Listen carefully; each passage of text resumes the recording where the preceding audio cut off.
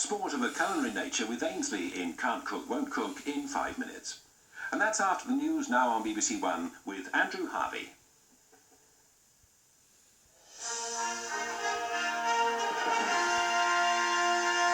Good morning. The Treasury has just announced that interest rates are to be cut by 0.25%. This was decided at a meeting this morning between the Chancellor of the Exchequer and the Governor of the Bank of England. And figures just out show that unemployment in November fell to its lowest for more than 4 years. The number of people out of work was just over 2 million, a drop of 20,400. The Governor of the Bank of England arrived at the Treasury for his regular meeting with the Chancellor to discuss the case for a move on interest rates. Pressure has been coming from those who believe the economic recovery is running out of steam. Today's cut adds weight to that view. On the strength of today's figures, however, others would argue that's not the case. Unemployment has been on a downward trend for 2 years, but the rate at which it's been falling has been slowing down. The slight upturn in retail sales has been long awaited by shops and stores.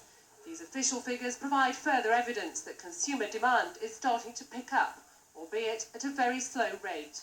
Well, in the city now is Geoffrey Dix of NatWest Markets. Mr. Dix, 0.25%, is that enough?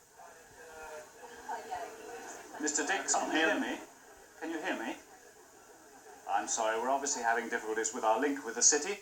Let's move on then. The police are to be given new powers to arrest anyone carrying a knife in a public place without a good reason. The move follows the fatal stabbing of the head teacher Philip Lawrence. A new bill will also increase the maximum penalty for carrying knives unlawfully. The new proposals would increase the maximum penalty for carrying any kind of knife, apart from a penknife, from a £1,000 fine to a 6-month prison sentence. The measures that are necessary are measures which will strengthen the powers of the police to arrest people, increase the powers which we make available for those who are guilty of this offence, and those are the proposals which we have agreed with the Association of Chief Police Officers. Labour has lent its support, but wants the private members' bill to also restrict the sale of knives in shops. What we have to have generally is a campaign to break the culture of violence and the carrying of knives on the streets. Last night, a doctor was stabbed at his surgery in North London.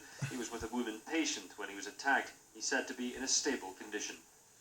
Bosnian Serbs in Sarajevo have voted overwhelmingly against the Dayton peace deal, which returns their districts to the control of the Muslim-led government.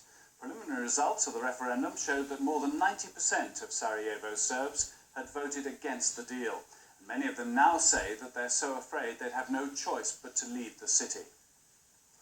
15 people have been killed in a car bomb explosion in Algeria. 40 others were injured in the blast near a street cafe in a suburb of the capital, Algiers. It's the first major attack in the country since presidential elections last month. Nearly 50,000 Algerians have been killed in 4 years of political violence. And that's all for now. More news in an hour's time.